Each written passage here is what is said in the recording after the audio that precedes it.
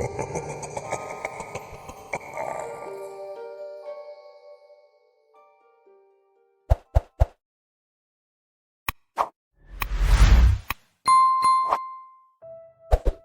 morning fog hung thick over Pinewood Creek, obscuring the tops of the pines that gave our town its name. I stood at the edge of my father's property, coffee mug warming my hands against the autumn chill, staring in the direction where Blackwater Lake should be visible. Instead, all I could see was the top portion of an enormous concrete wall rising above the tree line. 10 years away had changed everything. When I left Pinewood Creek, the lake had been the center of our community weekend barbecues, fishing tournaments, summer swimming. Now, a massive barrier separated the town from its heart, and nobody would tell me why. "Dad," I called, walking back to the porch where my father sat bundled in a blanket, despite the mild weather. "When exactly did they build that thing?" He looked up at me with eyes that seemed perpetually tired these days. The cancer had taken so much from him already. "Last winter, Alex. December through February. Fastest construction project I've ever seen." He coughed, a wet rattle in his chest.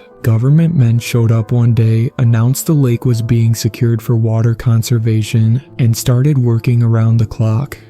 I sipped my coffee, letting the familiar bitterness ground me. That doesn't make any sense. Environmental projects have reviews, public comment periods. You can't just wall off an entire lake. "You can if you're them," my father said, his voice dropping to nearly a whisper. "They bought everyone out. Every cabin, every lakefront property, offered 3 times market value with non-disclosure agreements. Most folks were happy to take the money. And those who weren't?" His eyes drifted toward the wall. "They weren't given a choice in the end." Thomas Harrington's cruiser pulled up to the diner just as I was finishing my breakfast. We'd been inseparable as kids, but his deputy sheriff's uniform and the cautious way he scanned the restaurant before approaching my table showed how much time had changed him. "Alex Miller," he said, sliding into the booth across from me. "Heard you were back in town. Here to look after Dad." I pushed my empty plate aside. "Apparently, I missed some major changes around here." Thomas's face tightened almost imperceptibly. He glanced at the waitress as she refilled my coffee. Only when she walked away did he speak again. "Your dad doing okay? Heard about the diagnosis. Doctors give him 6 months, maybe less." "I'm sorry." He seemed genuinely pained. "Your dad's a good man." I nodded, then leaned forward. "Tom, what the hell is with that wall? Dad's not making much sense when he talks about it." Thomas's posture changed, shoulders squaring as if by reflex. "Official line is water protection and resource security. That's all I'm at liberty to discuss." "Liberty to discuss? You sound like a press release." "This is me, Tom." He sighed, glancing around once more before leaning closer. "Look, I don't know much more than anyone else. Wall went up fast. 3 months, middle of winter. Army Corps of Engineers, private contractors, some other agencies I didn't recognize. Some days the lake would be completely obscured by these weird fog banks, even when the weather was clear everywhere else. And nobody questioned this. Course they did, at first. But money has a way of answering questions without actually answering them." He straightened up again. "Officially, I'll tell you what I tell everyone else who asks. It's a federal water conservation project. Classified, end of story." "And unofficially," Thomas checked his watch and slid out of the booth. "Unofficially, I'd suggest you focus on your dad and not the lake. Some questions aren't worth asking, Alex." As he walked away, I noticed how the other diners quickly looked down at their plates, avoiding eye contact with either of us. That night, I woke to my father's voice. He was speaking urgently from his bedroom, the words unclear but the tone alarming. I rushed in to find him sitting upright in bed, eyes open but unseeing. "Dad," I approached carefully, "you okay?" "They move in the deep parts," he said, voice unnaturally clear for a man who struggled to speak above a whisper when awake. "They found the doorway, coming through now." I gently touched his shoulder. "Dad, you're dreaming." His hand shot out, gripping my wrist with surprising strength. "The water knows, Alex. It remembers what was here before us, before everything." His eyes suddenly focused, confusion replacing the strange certainty. "Alex, what's happening?" "You were talking in your sleep," I said, helping him lie back down. "Something about the water." He looked frightened. "Been having strange dreams since they built that wall. Dreams about the lake." He swallowed hard. "Dreams where I'm underwater, but I can breathe just fine, and something's down there, watching me." I stayed until he fell asleep again, then went to the kitchen window that faced in the direction of the lake. Even at night the wall was visible, a darker shadow against the night sky, absorbing rather than reflecting the moonlight. The next day, I decided to drive around the perimeter of the wall. It followed the exact shoreline of the lake, curving precisely where the water's edge had once been. Every half mile stood checkpoint stations with armed guards in unmarked black uniforms. At the third checkpoint, I slowed my car, rolling down the window as a guard approached. "This is a restricted area, sir. Please turn your vehicle around." "I'm just driving the old lake road," I said. "Grew up around here. This road is now federal property. Please turn around immediately." As we spoke, I noticed my cell phone screen flickering, then going black. The car's digital display also wavered, numbers and indicators scrambling before settling again. "Is there some kind of electromagnetic interference around here?" I asked. The guard's expression hardened. "Turn your vehicle around now, sir, or you will be detained." I complied, but as I drove away, I kept glancing in my rearview mirror. The guard was speaking into a radio, watching my car retreat. At the local library, the elderly librarian Mrs. Calloway greeted me warmly, remembering me from my childhood visits. "Alex Miller, how wonderful to see you, though I'm sorry about the circumstances with your father." "Thanks, Mrs. Calloway. Actually, I'm hoping you can help me with some local research." Her smile faltered slightly. "What kind of research?" "Information about Blackwater Lake, historical records, newspaper archives, anything unusual reported over the years."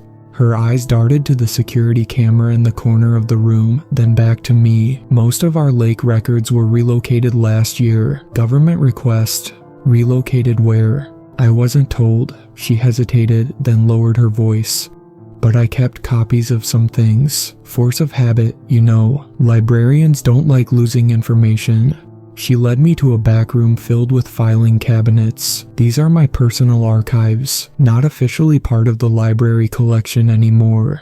For the next 3 hours, I pored over yellowed newspaper clippings, photographs, and handwritten accounts dating back to the town's founding in 1843. Patterns emerged slowly. Every 50, 60 years, reports of strange occurrences centered around the lake. 1857, 3 separate accounts of lights beneath the water and fish with unexpected anatomies caught by local fishermen. 1906, a peculiar fog that lingered over the lake for 6 weeks, during which 5 swimmers disappeared without trace. 1963, water levels dropped dramatically for no apparent reason, revealing unusual stone formations on the lake bed that local geologists couldn't identify. 3 weeks later, the water returned overnight, and scattered throughout reports of strange dreams affecting lakeside residents, wildlife behaving erratically, electromagnetic disturbances affecting early radio and later television signals. "Did you know about any of this?" I asked Mrs. Calloway. She nodded slowly. "Every town has its mysteries, Alex. Blackwater was ours, but no one ever thought it would lead to."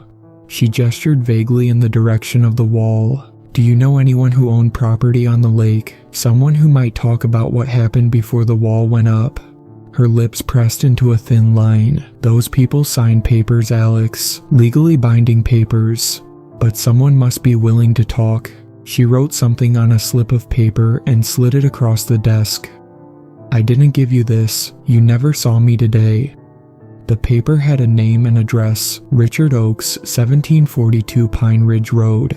Richard Oakes lived in a modern house on the opposite side of town from the lake. When he answered my knock, his expression suggested he'd been expecting someone else, his face falling from anticipation to wariness when he saw me. "Mr. Oakes, my name is Alex Miller. Mrs. Calloway from the library suggested I speak with you."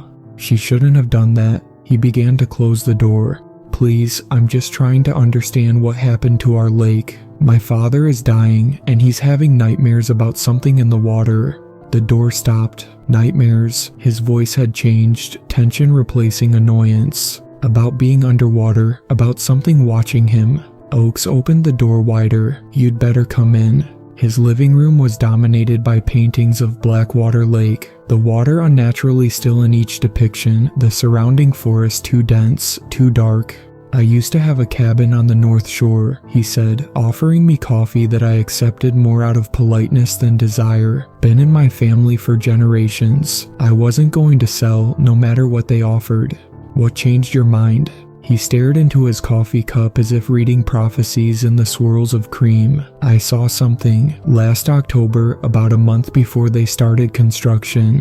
What did you see?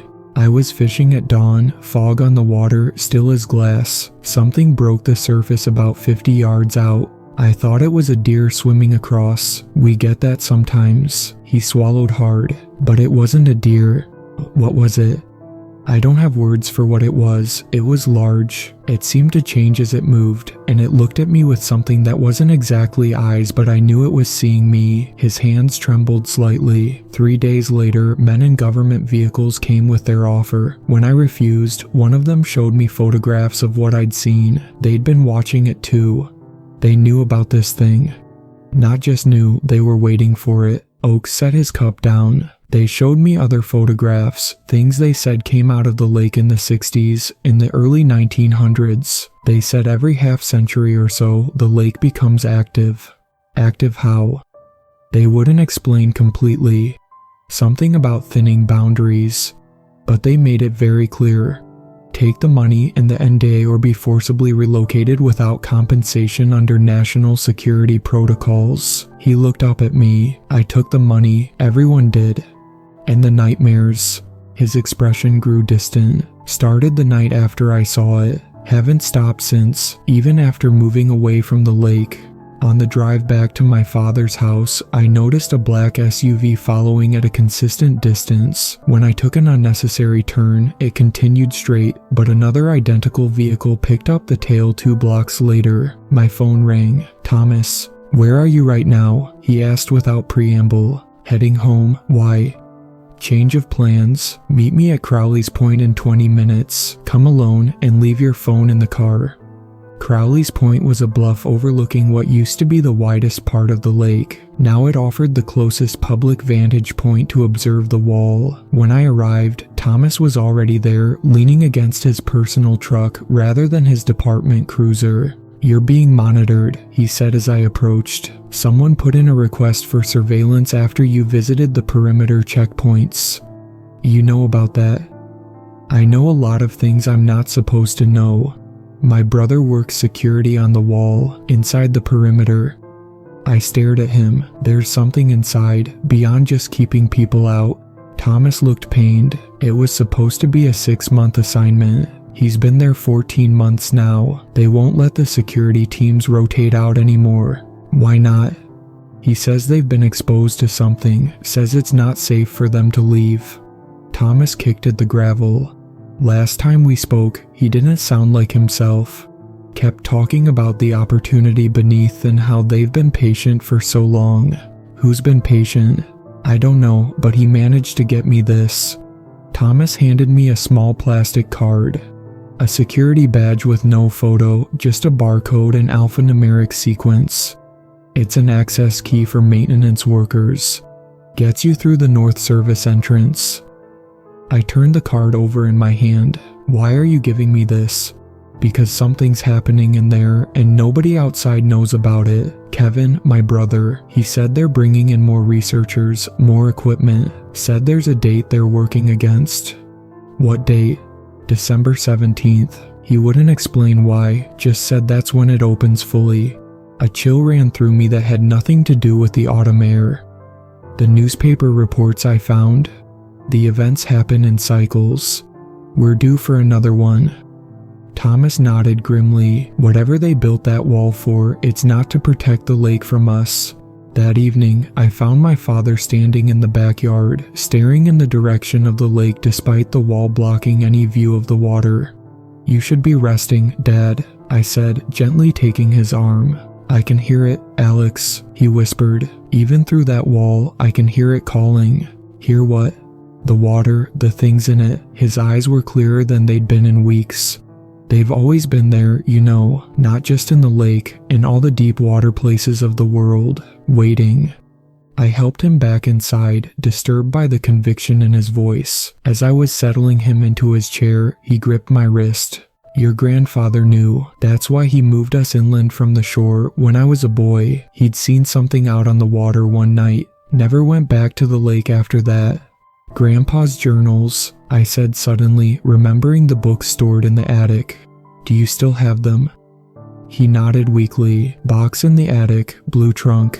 I found the trunk buried under holiday decorations and old clothing. Inside were a dozen leather-bound journals, meticulously dated from 1948 through 1972. I brought them down and began reading while my father drifted to sleep in his chair. My grandfather's handwriting was precise, his entries detailed. He'd been fascinated by local indigenous legends about the lake and had spent years recording oral histories from tribal elders before their forced relocation in the 1950s. They called the lake the Breathing Door and believed it connected to another world. Not heaven or hell, but a sideways place where different rules apply. Every few generations, according to their stories, the door would breathe open wider than usual, allowing things to pass between worlds. The tribe had performed ceremonies during these times to ensure the door closed properly again. One passage from 1963 caught my attention. Third night of the strange fog, Harold Mackenzie claims to have seen something emerge from the water by Kingfisher Cove. Says it looked human at first glance, but moved wrong, like it had extra joints. Military vehicles arrived this morning. Men in hazmat suits collecting water samples. They're saying it's an algae bloom causing hallucinations, but no one believes that. The air feels charged, like before a thunderstorm that never breaks. The final entry, dated October 1972, was brief and troubling. It's starting again, 50 years earlier than the pattern suggests. Dreams last night of being deep underwater but breathing normally, something vast moving below me. It noticed me watching. I felt it become aware of my presence. God help us if it finds a way through. The journal ended there, though the book had many empty pages remaining. The following morning, I drove to the local medical center where Dr. Eleanor Phillips maintained her practice. She wasn't my father's oncologist. That specialist was in the city, an hour away, but she handled his regular care and pain management. "His condition is progressing as expected," she said after reviewing his latest tests. "I can adjust his medication to help with the discomfort, but..." "That's not why I'm here," I interrupted. "I want to ask about the lake." Her professional demeanor faltered momentarily. "That's not my area of expertise, Mr. Miller. You're an environmental scientist. Before the wall went up, you published 3 papers on Blackwater Lake's unique ecosystem." She closed my father's file with deliberate care. "Those studies were discontinued." "Why?" "Government research priority reassignment." She began typing on her computer, effectively dismissing me. "My father's having dreams about something in the lake. So are other people who live near the shore." Her typing stopped. "Recurring dreams. Being underwater, something watching them." Dr. Phillips looked toward the door, then back at me. "Meet me at the North Shore Access Road tonight at 10 p.m. Come alone." The North Access Road had once led to a public boat launch. Now it terminated at a checkpoint about 100 yards from the wall. I parked where the asphalt gave way to gravel and waited. At precisely 10 p.m., headlights appeared behind me, flashing twice. Dr. Phillips emerged from a practical sedan, carrying a backpack. Without speaking, she motioned for me to follow her into the woods that bordered the road. We hiked for 20 minutes, following what appeared to be a game trail, until reaching a small clearing. Ahead loomed the wall, its concrete face ghostly in the moonlight. "I've been collecting samples," she said finally, kneeling to open her backpack. "Water runoff from drainage pipes, soil from the perimeter, air quality readings." "You're studying the lake without authorization?" "With very specific authorization, actually." She handed me a small tablet. "I work for DARPA's Biological Technologies Office. Have for years. The lake research was my cover, but also genuine interest." The tablet showed readings and charts I couldn't interpret. What am I looking at? Evidence of non-terrestrial biology in the runoff water, cellular structures that don't match anything in our taxonomic system, and this, she swiped to a new screen showing wave patterns, electromagnetic frequencies emanating from the center of the lake. They've been increasing in amplitude since August. What does that mean? It means whatever they built the wall to contain is becoming more active. She took the tablet back. The official story, the one even most of the government believes, is that we discovered an unusual biological entity in the lake in the 1940s, something that periodically becomes active and poses a containment risk. That's not the truth. The truth is, we didn't discover anything. It revealed itself to us. Her voice had taken on an almost reverent quality.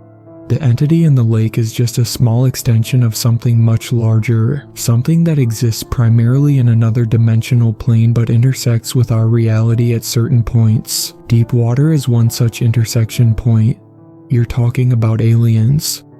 I'm talking about beings that have existed alongside us for millennia, occasionally making contact. The indigenous people understood this better than we do with all our technology. And the dreams, the nightmares people are having. She nodded. Psychic contact. The entity is reaching out, preparing receptive minds. She glanced at me. Has your father always been sensitive to such things? He's a retired accountant. That's his occupation, not his perceptual capacity. She began packing up her equipment. The wall isn't just concrete, you know. It's lined with materials designed to dampen psychic emanations. The fact that your father and others are still receiving dream contact means the entity's signal is strengthening. Signal for what? That's what we're trying to determine. She shouldered her backpack.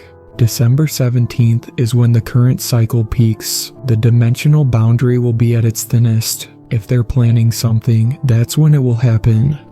The next morning, I received a call from the hospital.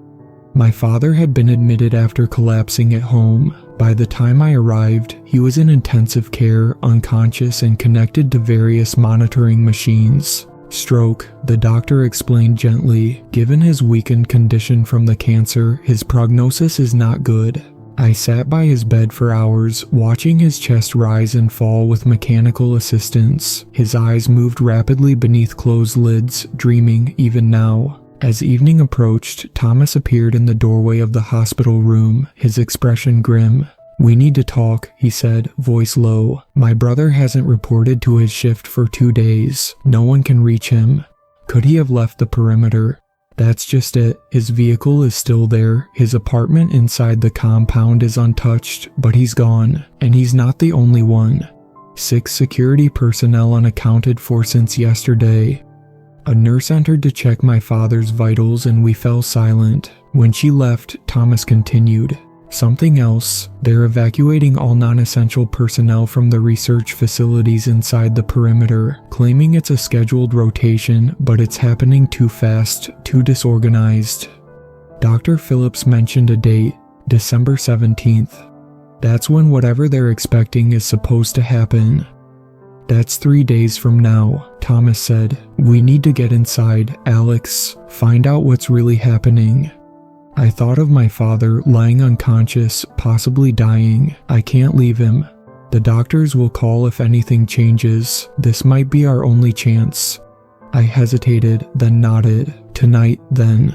The service entrance was located at the northernmost point of the wall, disguised as a maintenance shed for water treatment equipment. Thomas's brother's security badge worked as promised, the heavy door sliding open with a pneumatic hiss. Inside, a narrow corridor led deeper into the wall itself, illuminated by fluorescent lights that buzzed faintly. We moved cautiously, Thomas leading with his service weapon drawn. The corridor eventually opened into a larger space, what appeared to be a security monitoring station, currently unmanned.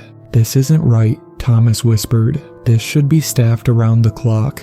Screens displayed various areas around the perimeter and inside what looked like research facilities. Most showed empty hallways and laboratories, though a few captured researchers and security personnel moving with obvious urgency. "Look at this," I said, pointing to one monitor showing the lake itself. The water glowed faintly, a blue-green luminescence that pulsed in slow, rhythmic patterns. At the center of the lake, the glow was brightest, seeming to emanate from deep below the surface. "What the hell is that?" Thomas breathed. "Bioluminescence maybe." Phillips mentioned non-terrestrial biology. We found a map of the facility on one of the computers. The wall encircled the entire lake, with research stations built into its structure at regular intervals. At the southern end, a much larger installation extended out over the water on pylons, connected to something labeled Primary Research Platform Alpha in the center of the lake. "That's where we need to go," I said, pointing to the platform.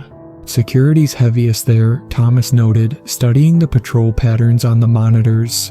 "But look, they're all focused outward, not inward. They're not watching for intruders, they're watching for something coming from the lake."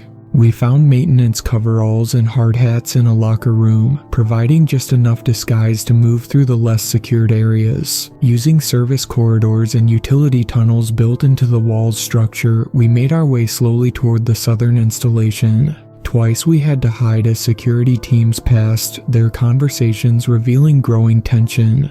4 more missing from Section 7. Ordered full containment protocols by midnight. Saying the water levels are dropping again, just like 63. Finally, we reached the southern installation, a massive concrete and steel structure extending from the wall out over the water. Unlike the monitoring station, this area hummed with activity. Scientists in hazmat suits moved between laboratories. Military personnel with high-grade weapons stood at attention at key junctions. "We'll never get through there," Thomas whispered as we observed from a maintenance duct. I pointed to a lower level on the facility map. "Underwater access. For equipment maintenance and sample collection. We can use that." The underwater access bay was minimally guarded. Just one distracted technician monitoring equipment readings. We waited until he left for a bathroom break, then slipped into the chamber. Wetsuits and diving gear hung on racks alongside underwater sample collection equipment. "You ever dive before?" I asked Thomas. "Basic training in the Sheriff's Academy, you." "Summer job as a diving instructor during college." We suited up quickly, using the facility's own equipment. The dive plan displayed on a whiteboard showed scheduled maintenance routes. We chose one that would take us beneath the primary research platform. As we prepared to enter the water through the pressure-equalized chamber, Thomas grabbed my arm. "Alex, if we get separated." "We won't," I said with more confidence than I felt. The lake water was surprisingly warm as we descended, and clearer than Blackwater had ever been in my memory. Most striking was the bioluminescence particles of light drifting through the water like glowing snow, increasing in density the deeper we went.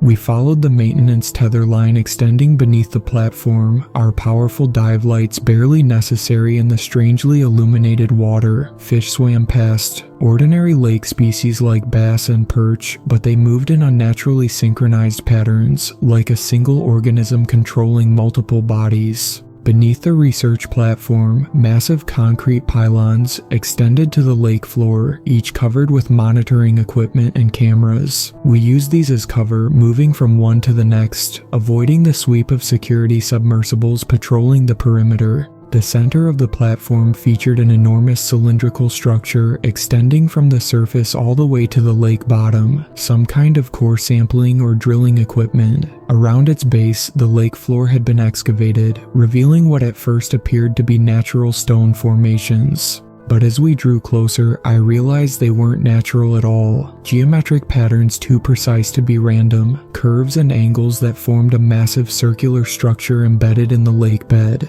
Parts of it gleamed metallically, other sections appeared to be made of something like coral or bone, but engineered, constructed.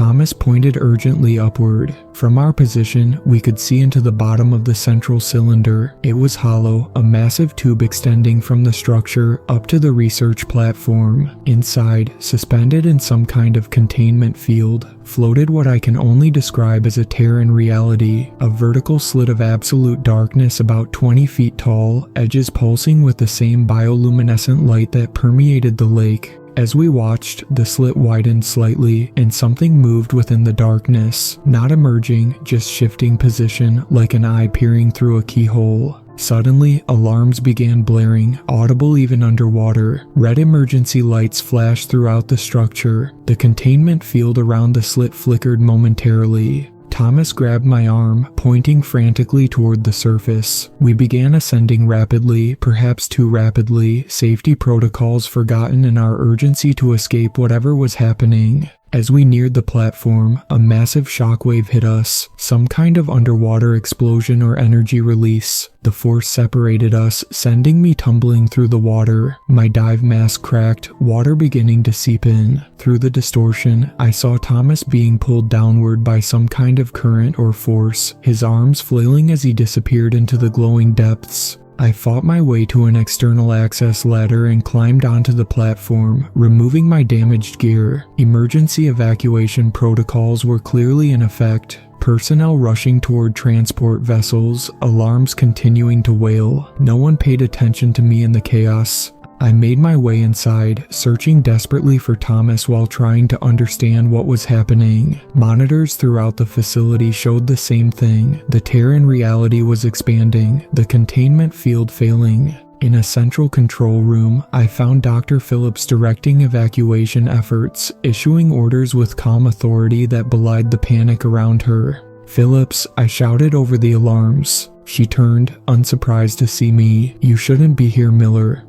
"What's happening?" "The thing underwater." "Containment failure. The aperture is opening ahead of schedule."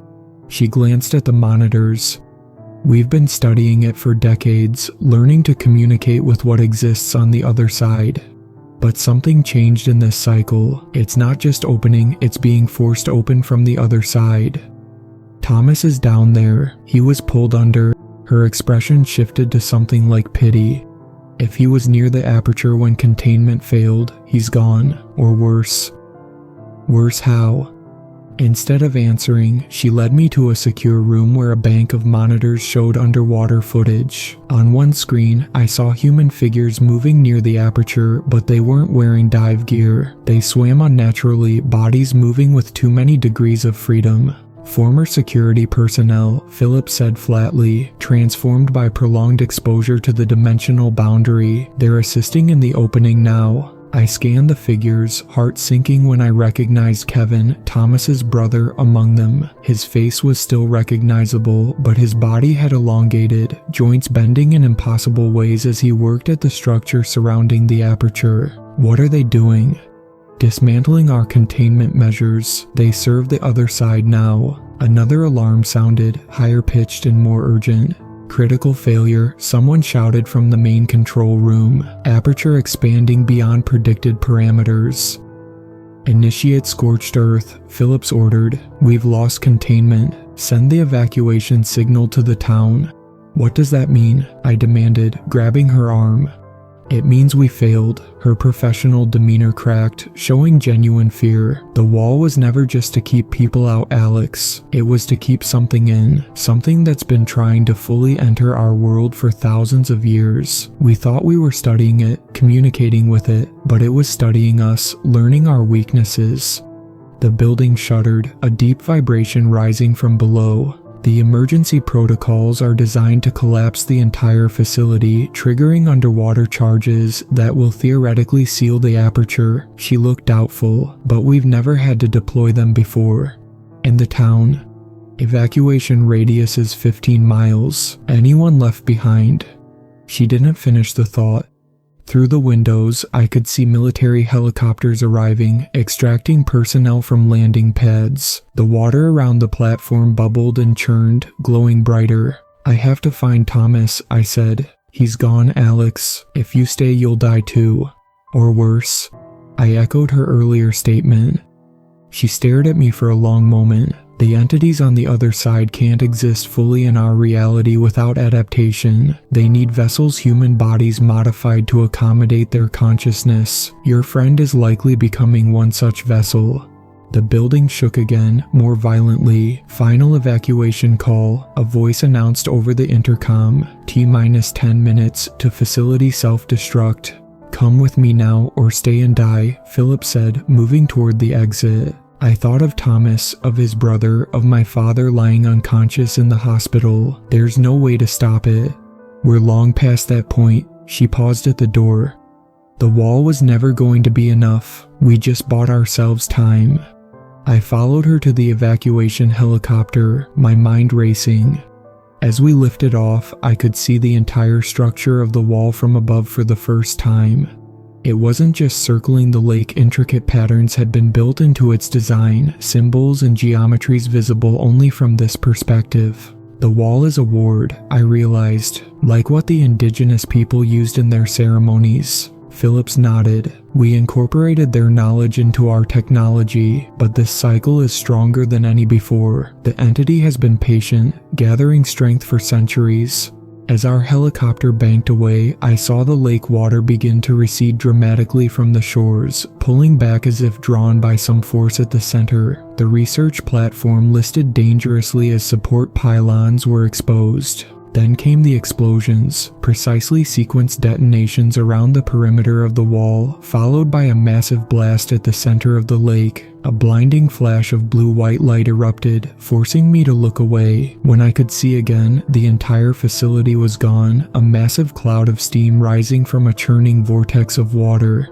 Did it work? I asked. Phillips didn't answer, staring at her tablet as data streamed in. Her expression told me everything I needed to know. The military established a new perimeter 30 miles from the former lake, evacuating everyone within that radius. Official news reported a catastrophic accident at a previously undisclosed research facility, citing chemical contamination as the reason for evacuation. I was debriefed, signed more non-disclosure agreements, and eventually allowed to visit my father in a military hospital where evacuated patients had been relocated. He never regained consciousness, passing away 3 days after the incident at the lake. During the funeral, attended by military observers who made no effort to disguise their surveillance, Thomas's mother approached me. "They won't tell me anything," she whispered. "Both my sons gone, and they won't even say why." I couldn't answer her, wouldn't have known what to say even without the NDAs binding me to silence. After the funeral, as I packed my father's belongings, I found a note tucked into his Bible, his handwriting, shaky but legible.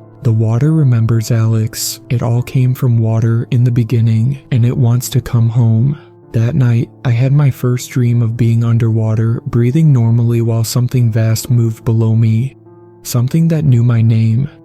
6 months later, I stand at the edge of a new barricade, larger, more advanced than the original wall, encompassing not just the former lake, but miles of surrounding territory. Military checkpoints control all access points to the expanded containment zone. Official explanations citing environmental contamination that will take decades to remediate. Few from Pinewood Creek ever returned to rebuild their lives there. Most took the government settlement money and relocated permanently. I've been staying in a small apartment 3 towns over, working remotely as a historical researcher. The irony not lost on me that I'm now documenting histories while concealing perhaps the most important one. The dreams continue, becoming more vivid each night. I'm always underwater, but recently I've begun to see others there too. Thomas among them, changed but still recognizable. He watches me from the darkness below, beckoning. Some nights I feel myself drifting toward him before forcing myself awake, heart pounding, sheets soaked with sweat.